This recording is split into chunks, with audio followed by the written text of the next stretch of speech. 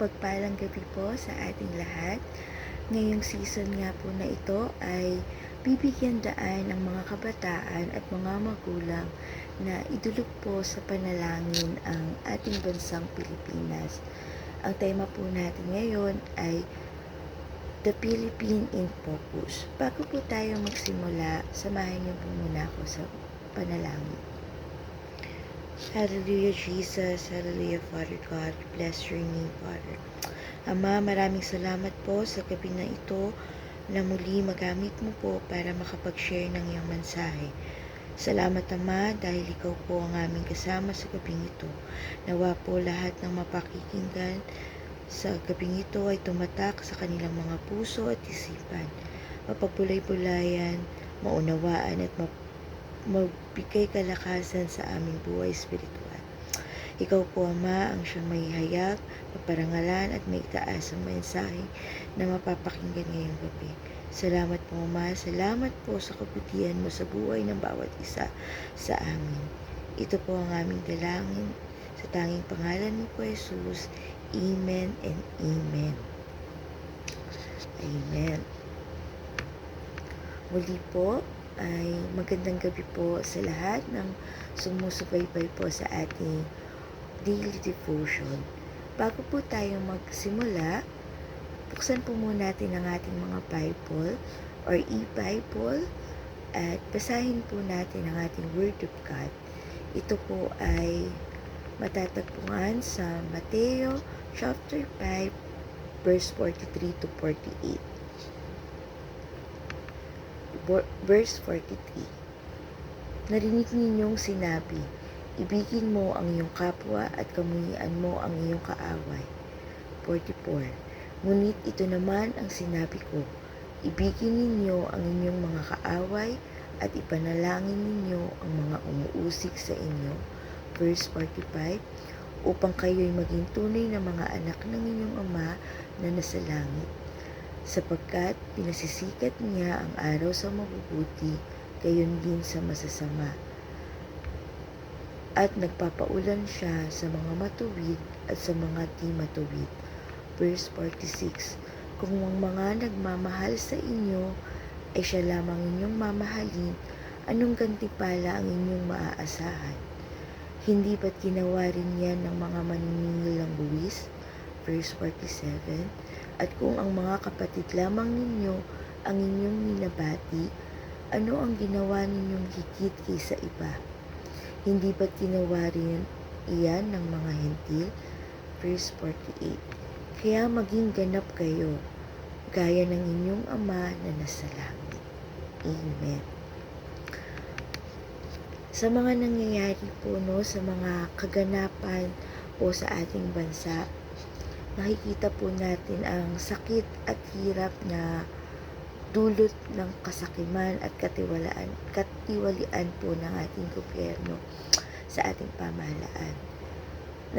Narinig po natin yung daing po ng mga naapi at yung pagod po ng mga tapat na naglilingkod. Nakakalungkot man po na sabihin o isipin, masasabi po na nasaan po kaya ang puso ng mga taong ito.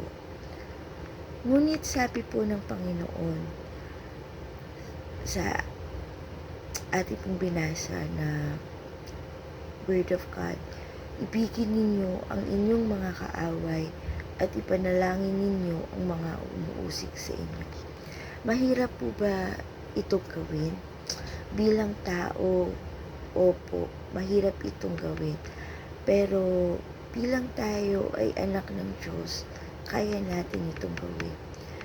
Kung ang focus po natin ay yung nadulot sa ating hirap, sakit, galit, o yung mga masamang epekto na kanilang ginawa, yes, hindi po natin ito magagawa. But if you focus on being able to do the will of God and focus on the Word and obeying God rather than on your feelings, yes, magagawa po natin. Hindi ang mga tao po ang kaaway natin dito. It's the evil forces influencing them. Ang tunay na kaaway po natin ay si Satan, manipulating and influencing them. Kaya po sinabi po ng Panginoon, ipanalangin niyo sila. Bakit po? Upang makawala sila sa tanika lang bumibihag sa kanila. But take note po, kapag sinabi po nating ibigin, hindi po ibig sabihin nun ay iibigin natin yung mga mali at mga pagkakasala nila. We never tolerate. Ibigin, meaning po in a such way na willing ka ring maging instrumento ng kaligtasan ng taong iyon. Naroon po yung habag mo sa kanyang kaluluwa kaysa sa galit at sa puot. The grace of God po is for everyone. In verse 45 po, mababasa po natin, pinasisikat niya ang araw sa mabubuti, gayon din sa masasama. Nagpapaulan siya sa mga matutuwid at sa mga di matutuwid. Ang pag-ibig po ng Panginoon ay para sa lahat. Yung sakripisyo ng pagliligtas ng Panginoon ay para sa lahat, sa mabuti man o sa masama. Let's release blessing po and forgiveness. Yung kasakiman at katawalian, kung paulit-ulit at nananadya pa, it is his or her problem. Sa Diyos po sila mananagot. At least you release blessing and forgiveness, and you did the right thing. Be extraordinary. In verse 46 po, kung ang mga nagmamahal sa inyo ang siya lamang ninyong mamahalin, gayon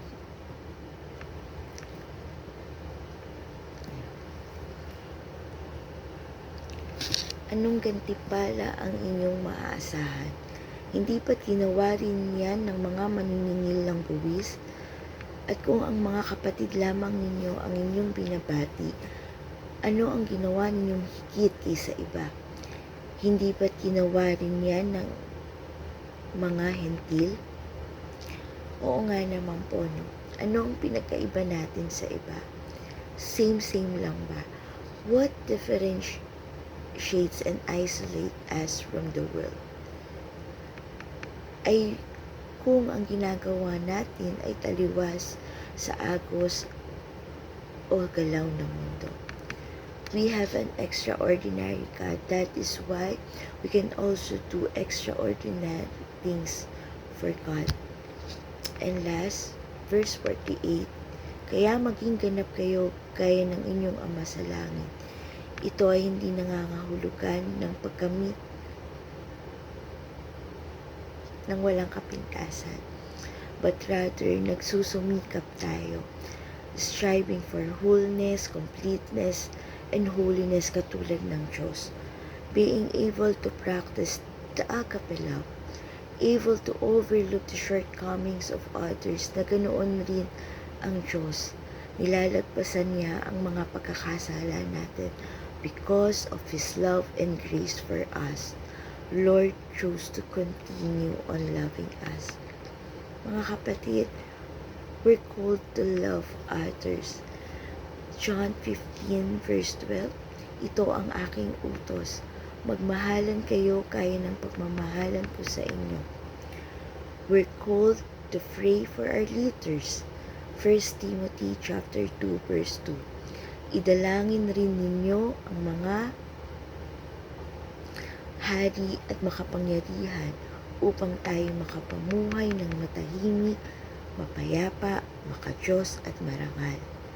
And last, we're called to live in unity. Ephesians chapter 4 verse 3.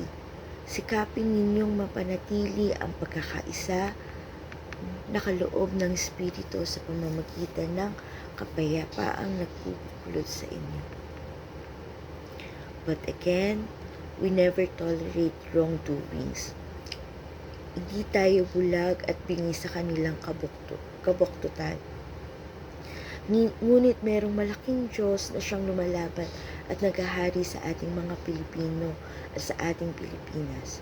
Kaya wag po tayong mapagod at patuloy nating idulog sa panalangin ng ating pamahalaan, ang ating mamamayang Pilipino, at higit sa lahat ang ating bansang Pilipinas. Let us all pray. Hallelujah Jesus, Hallelujah Father God. Ama, kami po ay nagpapakumbambang lumalapit sa iyo. Linisin mo po, Ama, ang aming puso at isipan. Ama, sa iyong kamay, pinagkakatiwala namin ang aming bansang Pilipinas at ang mga namiminuno dito. Ama, nakikita mo po ang sakit at hirap na dulot ng kasakiman at katiwalian.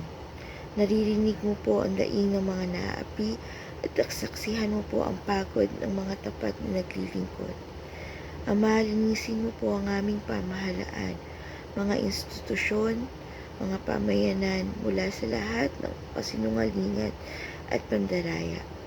Iparanas mo po, Ama, ang liwanag ng katotohanan sa mga nagtatago sa dilim ng kasakiman. Bigyan mo po, Ama, ng lakas at tapang ang mga leader na tapat at may malasakit upang sila'y manatiling matuwid.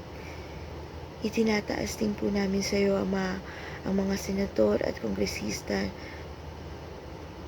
na may mga tungkuling gumawa ng batas para sa ikabubuti ng sambayanan. Batid mo po, Ama, na marami sa kanila ang natutukso sa kapangyarihan at nadadamay sa kasakiman at katiwalian. Hipuin mo po ang kanilang mga puso at buksan ang kanilang mga mata upang makita ang bigat ng kanilang pananagutan. Muli mo po ipaalala sa kanila ang kanilang sinumpa ang tungkulin ay para sa kanilang at hindi para sa kanilang kapakinabangan, kundi para sa kapakanan ng mamamayan, lalo na ang mga mahihirap at walang boses at kapangyarihan. Huwag mo po hayaan, Ama, na manaig ang kanilang kasakiman at kasinungalingan. Ituwid mo po ang kanilang landas at ibalik sa kanilang dangal ang ninakaw sa kanila ng kaaway. Nawa, Ama, maipahayag ang katotohanan at manungkot sila sa ilalim ng batas ng iyong katarungan. Gabayan mo rin po, Ama, bilang mamamayan ang bansang Pilipinas na mas magbantay, mapagmatsyag at mas maging wais. Tulungan mo po kami, Ama, na huwag magsawang idulog sa panalangin ang bansang Pilipinas. Ama, ikaw ang aming sandigan, lakas at pag-asa. Ipagkaloob mo po, Ama, ang nasa iyong oras ay manaig ang katotohanan, katarungan at kapayapaan ng aming bayan. Palayain mo po ang aming bansa sa gapos ng korupsyon. Idinedeklara namin, Ama, ng Pilipinas ay ibabangon bilang bansang nagbibigay karangalan sa iyo, lumalakad sa katuwiran at pinangungunahan ng iyong liwanag at katotohanan. Maraming salamat po, Panginoon. Maghari ka po sa bansang Pilipinas, ngayon, bukas, at magpakailanman. Ito po ang aming dalangin sa tanging pangalan mo po, Jesus. Amen and Amen. Muli, magandang gabi po sa lahat at God bless us all po.